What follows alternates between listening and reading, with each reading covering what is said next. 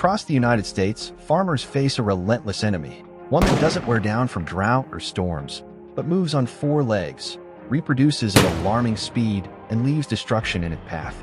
Wild boars, also called feral swine, have become a nationwide crisis.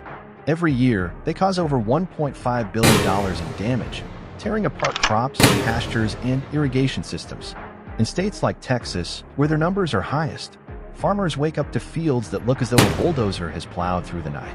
Corn, rice, peanuts, and even hay fields suffer heavy losses. For many families, these damages represent not just lost income, but a threat to their way of life. The reason wild boars are so difficult to control lies in their biology. They are extraordinary breeders. A single sow can have 2 litters a year, with up to a dozen piglets in each. Within just a few months, young females are ready to reproduce themselves. This means populations can double rapidly, even when hunters and trappers remove thousands each season. Their intelligence makes the situation worse.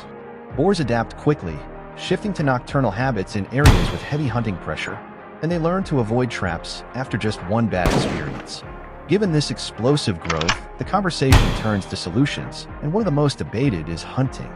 For many farmers, hunting is not a sport but a necessity.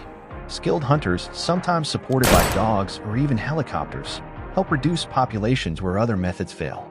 Some landowners welcome hunting groups onto their property as a way to defend crops. In certain regions, large-scale aerial hunts have removed hundreds of hogs in a single day, giving farmers temporary relief. But public opinion on wild boar hunting is divided. Supporters argue it is an essential tool. Without it, the animals would overwhelm farms and ecosystems even faster. Others, however, raise ethical concerns. Critics suggest that recreational hunting alone cannot solve the problem, and may even scatter groups of hogs into new territories. Animal welfare advocates also worry about the suffering caused by aggressive hunting methods. These debates highlight the tension between protecting agriculture and considering humane treatment. Wildlife management agencies emphasize that hunting cannot stand alone. Comprehensive strategies are needed. Advanced corral traps, capable of capturing entire sounders at once, aerial operations, and coordinated state-level programs are more effective than individual efforts. Some states invest heavily in cooperative programs, where landowners and officials share resources to address the crisis collectively.